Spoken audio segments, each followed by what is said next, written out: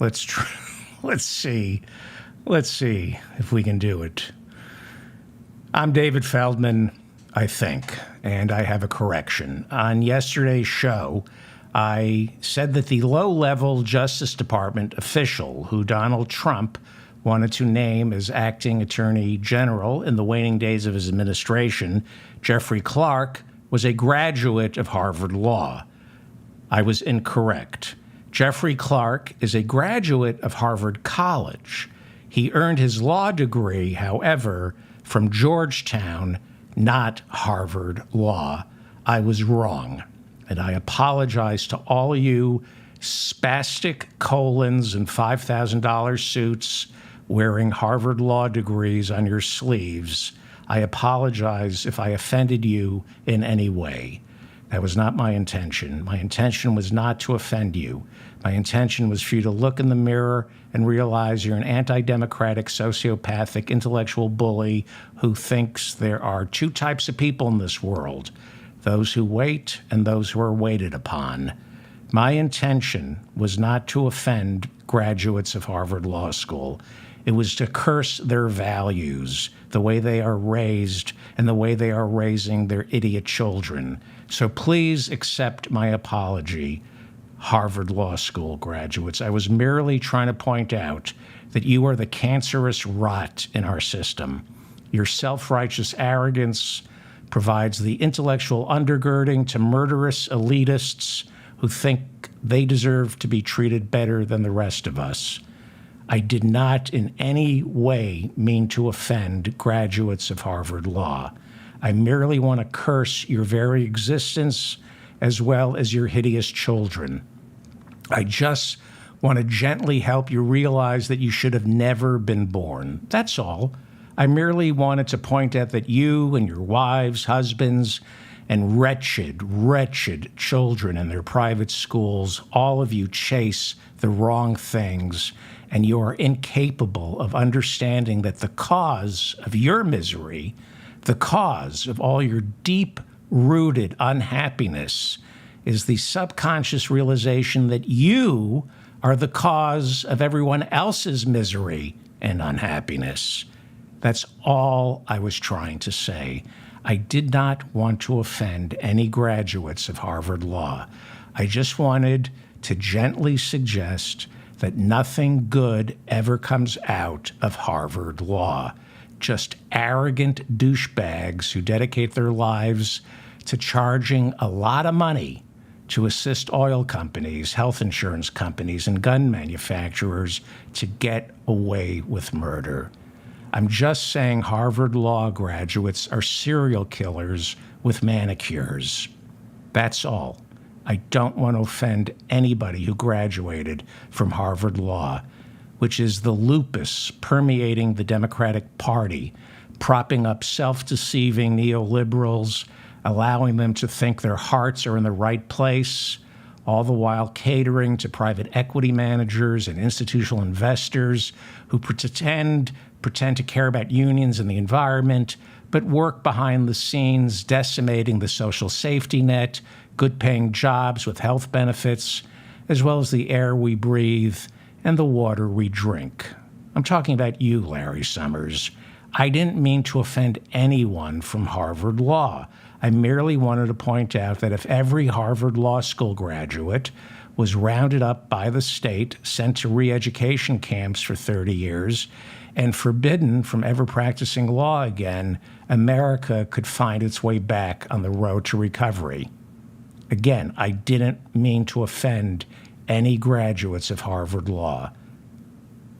Please accept my deepest apologies. I only wish you permanent kidney stones with no access to morphine. I merely wish all Harvard Law School graduates a lifetime of permanent, excruciating pain from kidney stones with no morphine. That's all. I just want you writhing in pain forever. Nothing fatal. In fact, I wish you a very, very long life. I wish all Harvard Law School graduates I wish you 120 years of no health issues, other than the nonstop, incessant, piercing agony of kidney stones with absolutely no morphine to relieve your misery. Once again, my apologies. Some sad news today. African American Republicans woke up this morning to discover they are, in fact, African Americans. It's so sad. It was going so well for some of the leading African American Republicans in the Senate, all one of them. This morning, the African American Republican Senate caucus convened a meeting to address their concern over Florida's Republican-controlled Department of Education mandating that children be taught slavery had its benefits for black people. The entire Republican African American Senate caucus, that would be Senator Tim Scott from South Carolina, who is currently running for president, the entire Republican African American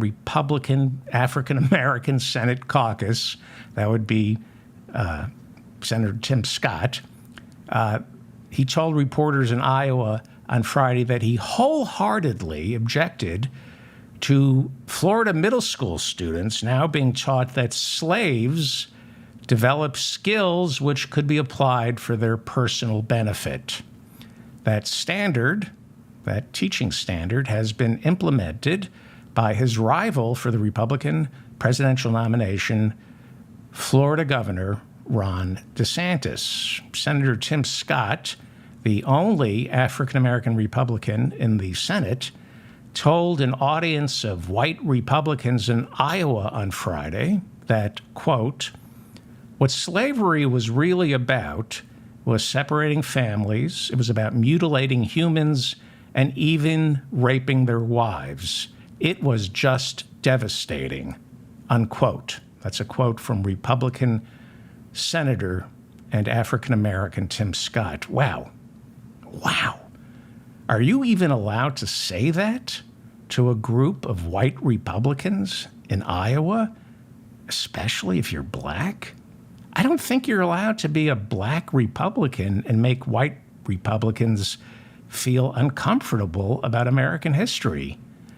I gotta say, you gotta do your job, Senator Tim Scott. As a black Republican, as the only black Republican in the Senate, it is your job to get up in front of white Republicans and lecture all those black people who aren't in the room about personal responsibility. It is your job, Senator Tim Scott, to lecture black people in a room filled with nothing but white Republicans. It is your job to lecture invisible black people. You got to lecture them and tell them to stop blaming racism for their station in life. Do your job, Tim Scott. That is the job of a black Republican. You need to get up in front of white Republicans and tell invisible black men who aren't in the room, you got to tell them to pull their pants up, don't steal the pound cake. You need to blame black people for thinking they're being held back because of racism. That's what you're supposed to do, Tim Scott, as the only black Republican in the Senate. You are supposed to make white Republicans feel good by insisting America was never a racist country. That is the job of a black Republican. Your job, Tim Scott, is to convince racists that they're not racists. Do your job. Do you remember your job, Tim Scott? You used to be good at it. And then you started running for president, and something happened. Remember last year? Remember the white nationalist, Senator Tim Scott, who shot up a black supermarket in Buffalo last year? Remember that white nationalist who killed all those African Americans in Buffalo? Remember when you did your job, you said after the shooting, don't point fingers?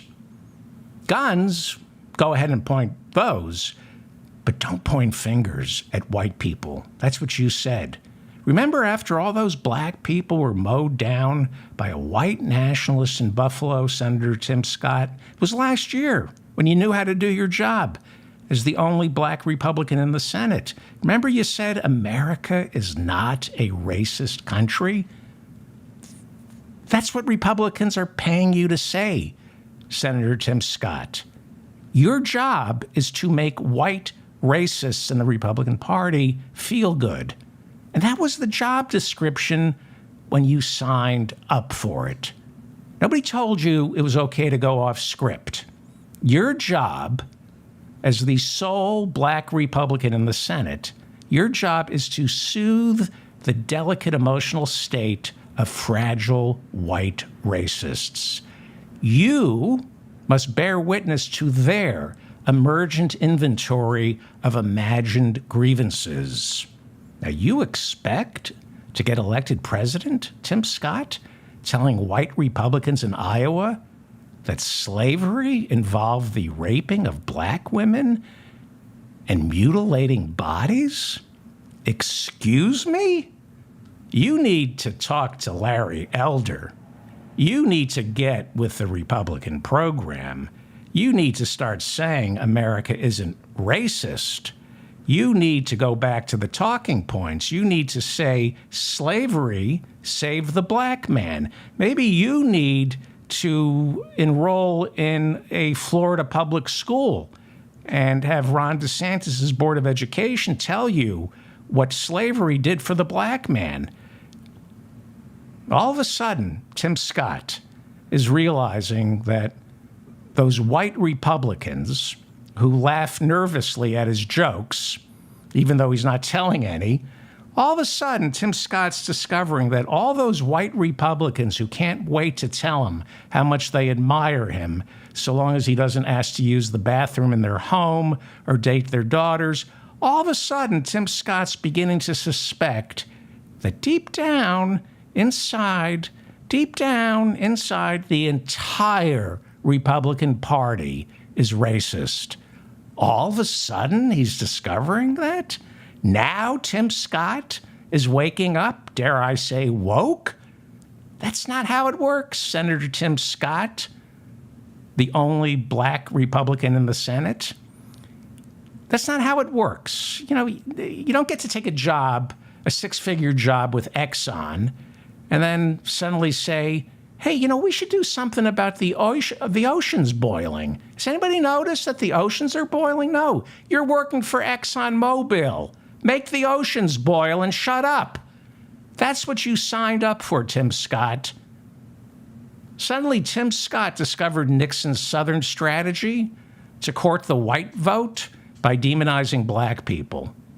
All of a sudden, Tim Scott's discovered that Ronald Reagan kicked off his presidential campaign in Philadelphia, Mississippi, the site of one of the civil rights movement's most tragic murders at the hands of the KKK.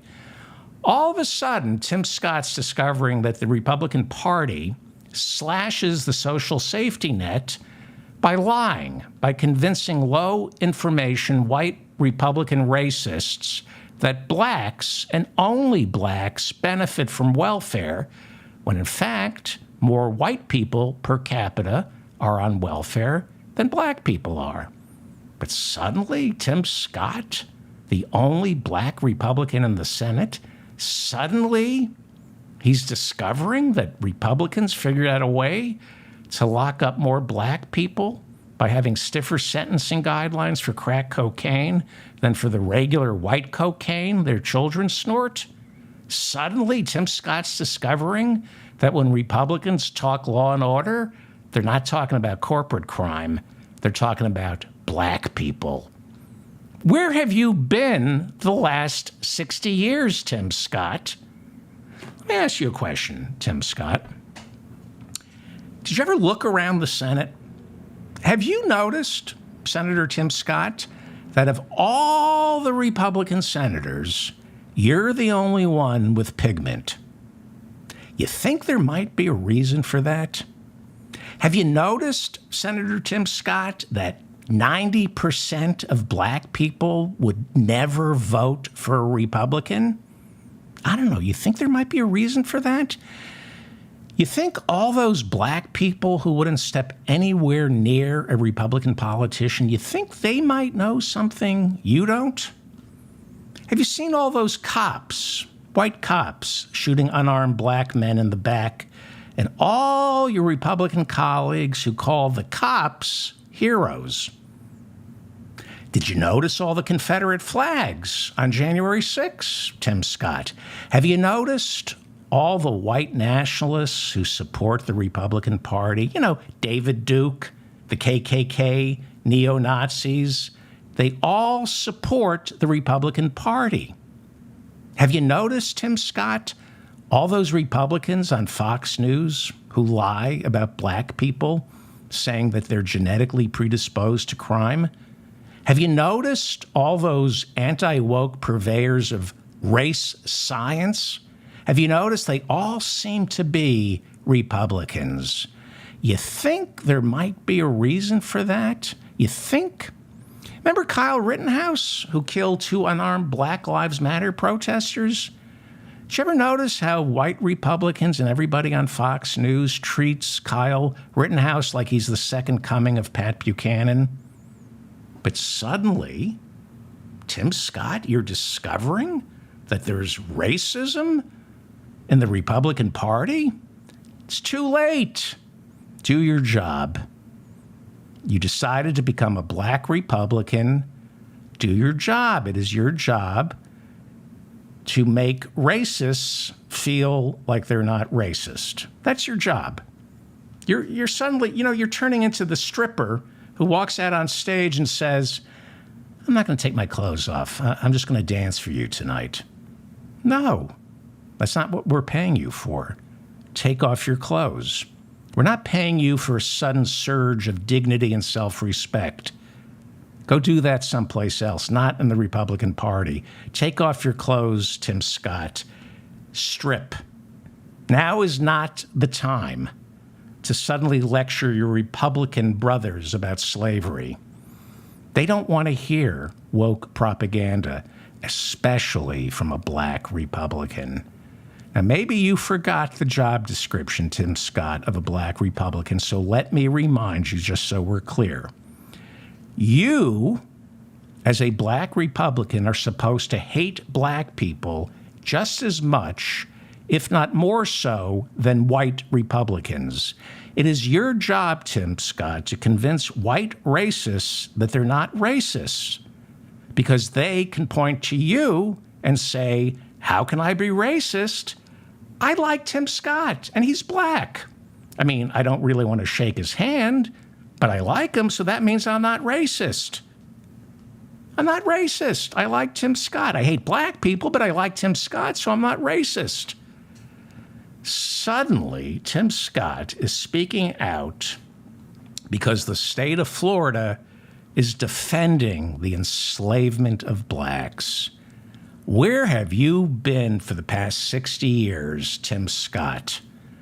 You know, defending slavery is like the least racist thing Ron DeSantis has done all year. You need to get on the phone with Larry Elder, Tim Scott. He'll set you straight. You are straight, Tim Scott, aren't you?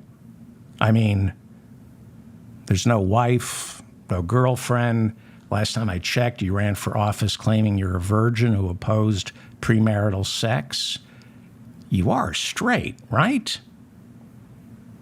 I mean, I'd hate to think you're that self-loathing, that you're also secretly a member of the LGBTQ community. Look, Senator Tim Scott, I'm just trying to help you. Do your job.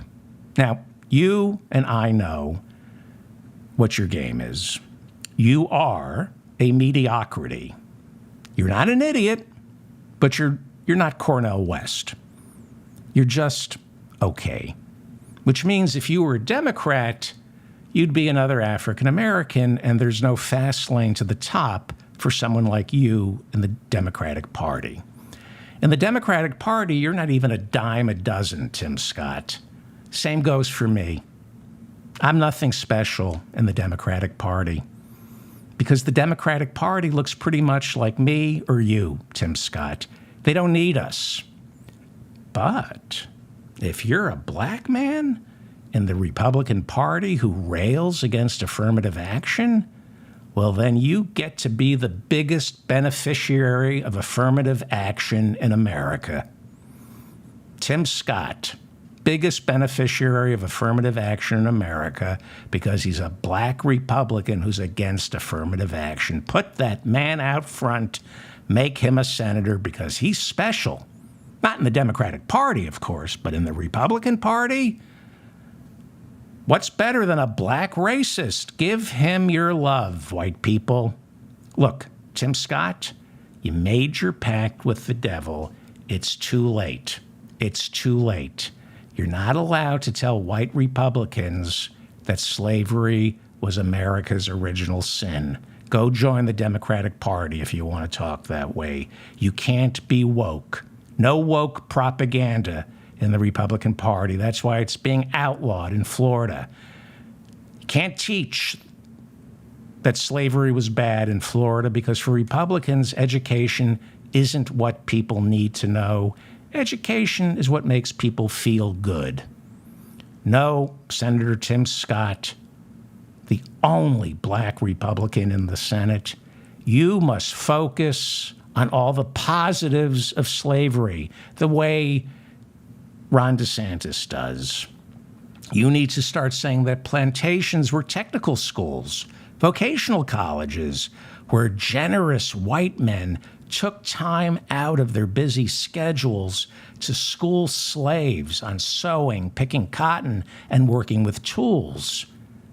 That's all something Africans never would have learned had they not been stacked like lumber onto boats and shipped to America, where they were separated from their babies, mothers, fathers, sisters, and brothers, and as you pointed out, accidentally raped and mutilated, as well as murdered. Anyone who says slavery's a bad thing, they hate America. You don't hate America, do you, Tim Scott? Do you? Coming up, I'm going to address some complaints I've received after urging everyone earlier this week to switch to a plant-based diet. I said some things about cheese, milk, bull semen, and veal that seems to have offended some members of my audience. So, for example, I showed my audience what veal is, and what it looks like, and that upset some of my listeners. So I'm going to address those issues again right now. But I must warn you, some of the pictures I'm about to show are not appropriate for anyone over the age of 12. If you're under the age of 12, you can handle this, but the pictures I'm going to be showing you are not adult friendly. So if you're over the age of 12, please check with a child before getting permission to watch this, okay? Earlier in the week, I explained why dairy farms are just as cruel as farms that raise cattle for beef. I explained that mommy cows on dairy farms have their baby boys, their baby bulls, ripped from them. And then the baby boys, the baby bulls, are used for veal because nobody wants a baby boy. They just want girl cows and not boy cows because boy cows become bulls, and bulls are violent, and nobody needs them anymore for breeding, since you can now buy world-class semen from bull semen sommeliers in Argentina and Chile. I don't know if they're called bull semen sommeliers, but I made that up, and I probably mispronounced it. But it seems that a couple of you are pissed off at me. Apparently, my terminology was incorrect. I said baby girl cows, baby boy cows, baby bulls. Having not grown up on a farm, I may have gotten some of these terms wrong. one of my listeners wrote this to me. It's really great. And I'm going to read it because it made me very happy. Hi, David. I'm a fairly new sub.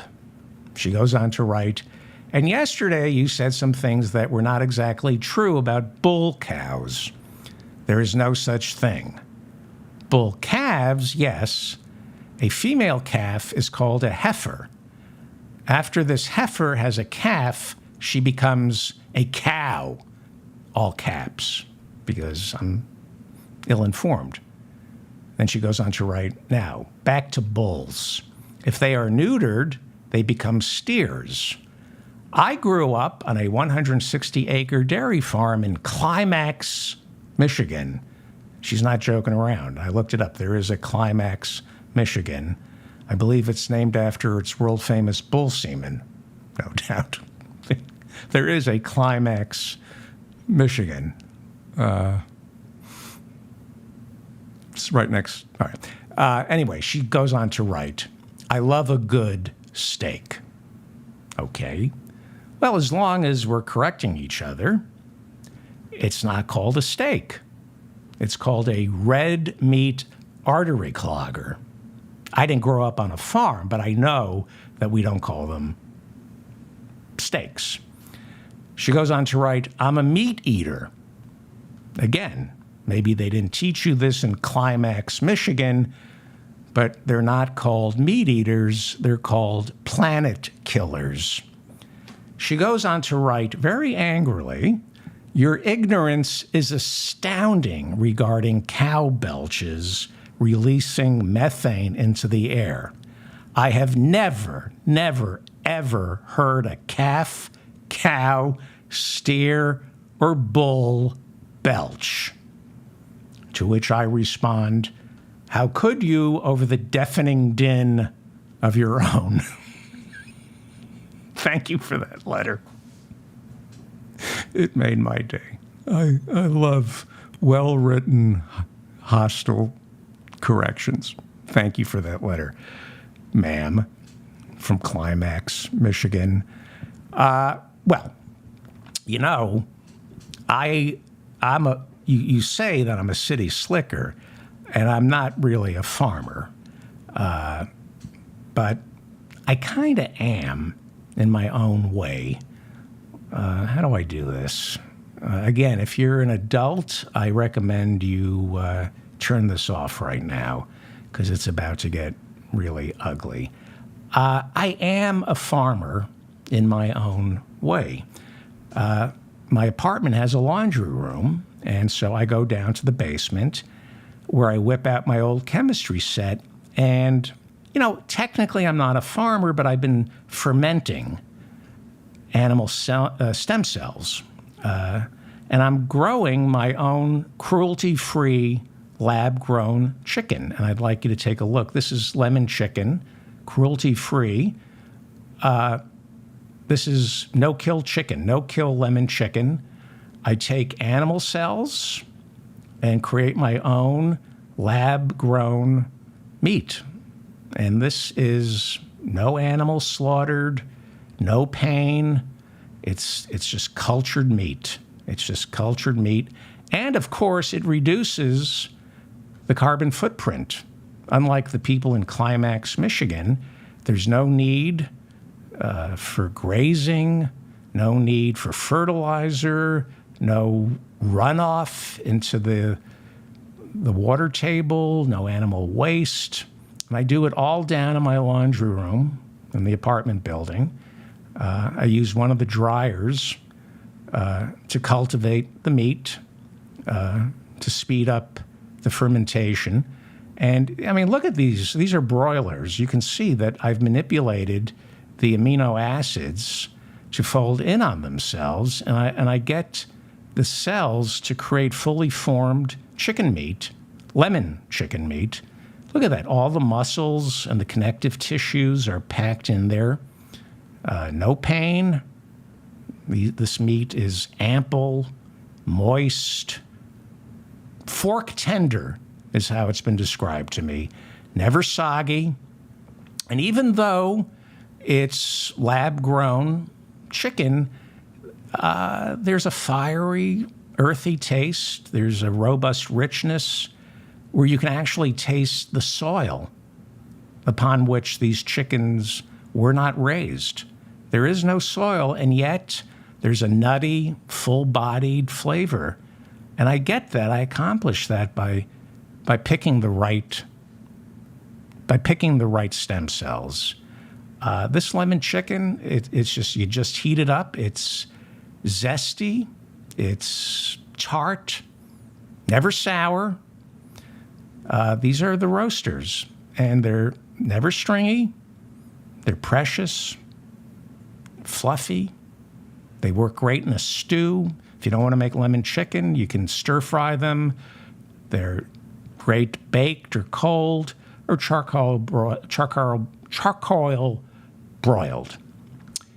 Well, as many of you know, I've been sick, and I miss my mother, and what I really miss is my mother's amazing chicken soup. Nobody made a better chicken soup than my mom and my grandmother. Sore throat, fever, flu. And one of the things I'm doing in my laboratory, in the laundry room in my apartment building, is I am cultivating lab-grown, cruelty-free chicken soup. And it's delicious. I grow it. I take noodles and the stem cells of chicken, and I'm growing kill-free chicken noodle soup. And it's just all packed in there. You get the chicken, you get the noodle, you get the meat, the vegetables, cruelty-free. Isn't this delicious? Look at that. Don't you want to slurp on that chicken soup? Not thick, not thin. Look at that. You just dump it in some water or the microwave, and it's ready to go. Look at that. My mouth is watering. You add a little salt and pepper to taste. It's homemade. It's truly homemade chicken noodle soup. It's better than the way my grandmother made it. And when you're feeling down, look at that. How can you not? And there's no pain. No pain. You can eat as much chicken noodle soup as you want, knowing it's kill-free. There's no suffering. Look at that. Comes wrapped and ready to just be heated up. Oh, man. You know what? After the show, I'm just going to get out the spoon and just start slurping away at this chicken noodle soup, all lab-grown, down in my basement in the laundry room here at the apartment. And I'll send you my recipe for the chicken noodle soup. Also, I got to stop showing this because I'm getting hungry. One of the things I'm working on, because I live in Manhattan, is kosher chicken noodle soup, because that's the holy grail here, is how do you make kill-free, lab-grown, kosher, glatt kosher chicken noodle soup. Because you solve that problem, you're going to clean up here in New York City, right? And I think I've done it. I actually now have, I've started making my own kosher chicken noodle soup, glatt kosher. Where is it? It's like, that's not it. Here we go. This is kosher. There we go. This is kosher, lab-grown, cruelty-free, kosher chicken noodle soup. Look at that. Look at that. That's what it's all about. It's good for the planet, and it's good for your soul. And there's no death inside of you. I'm David Feldman, reminding you to stay strong and protect the weak. Thank you. Please like this. Please share this. Thank you to everybody in the chat room for keeping the chat civilized. I wish I could say the same about me What else do I have to ask you to do? Share it, like it. Please subscribe to my channel. I'm going to resume office hours and the newsletter when I'm back to 100%. But I got to go. I want some of that kosher chicken noodle soup, cruelty-free, lab-grown. Amazing. Thank you, everybody. I'm probably going to do a show tomorrow night. I got nothing else in my life, so I'll probably be here same time, around the same time tomorrow. Thank you, everybody.